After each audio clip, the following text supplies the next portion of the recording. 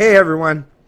While the leftist media, the establishment, the deep state, the propagandists, the bureaucratic institutions that have been dominant for so long in recent decades, while they keep putting forth and presenting this narrative, this dialogue, that Trump is just being overwhelmed and dominated by them, by those people, and he just has no ability or capacity to affect real change in the way the governance system works in that country.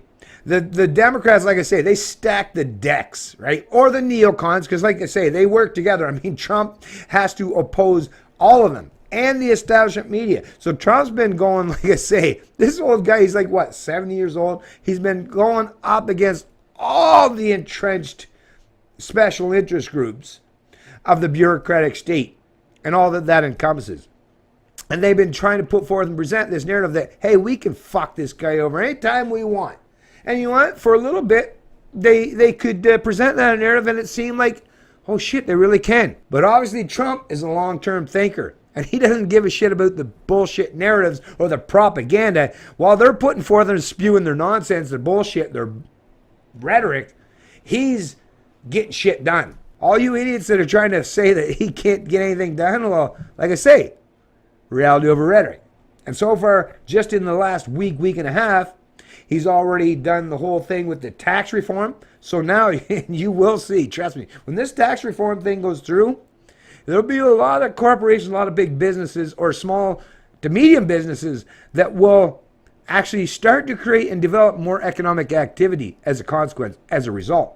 Because they're not going to be robbed to this ridiculous degree. They're going to have at least some capacity to flourish or propagate their economic activity without being so heavily punished or penalized.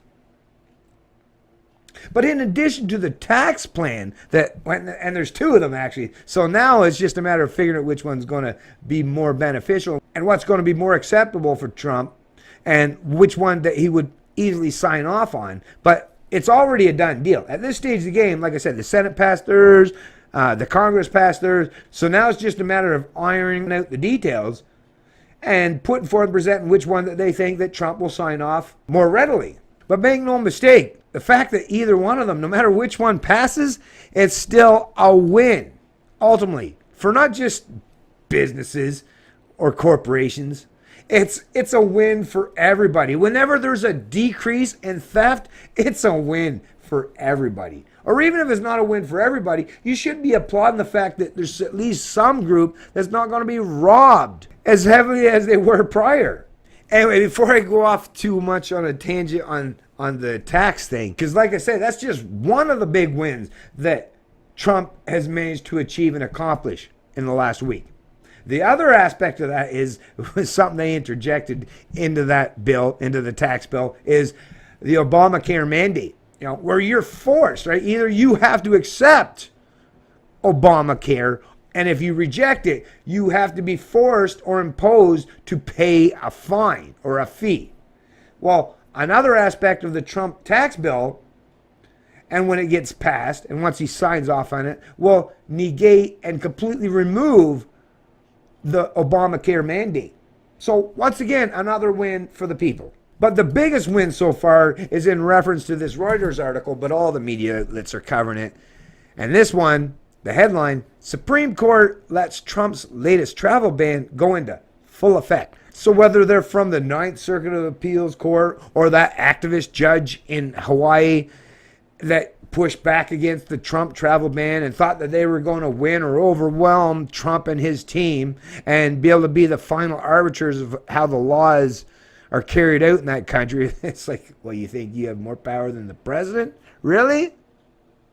After how all the bullshit has happened that has given so much power to the executive branch, after all the Obama executive orders, it's like, you idiots, don't you realize that Obama or Bush, all these fucking prior dipshits that tried to create more and more power in the executive branch of the state, well, yeah, it was beneficial to you then, but it also allowed someone like Trump to come in and say, hey, I can do the same thing, except I'm going to move the goalpost way back the other way.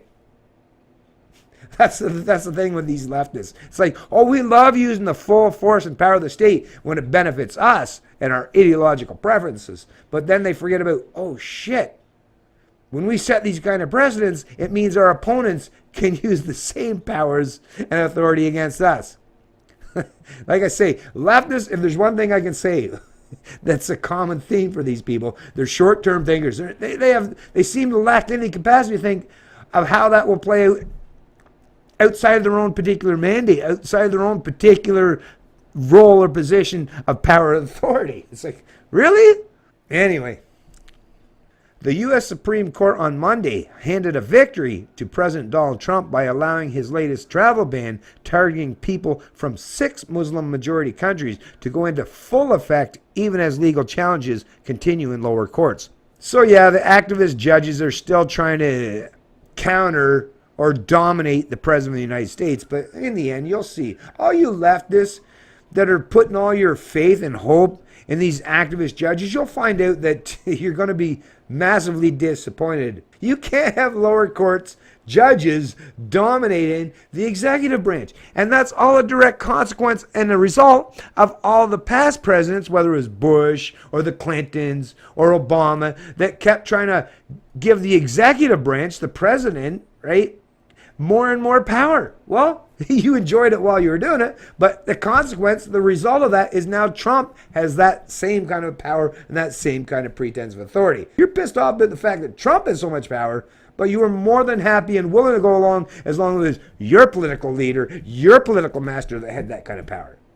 Yeah, you say, once you take that shoe off one foot and put it on the other, well, you're just going to have to deal with the uncomfortable aspect of having that shoe on the wrong foot.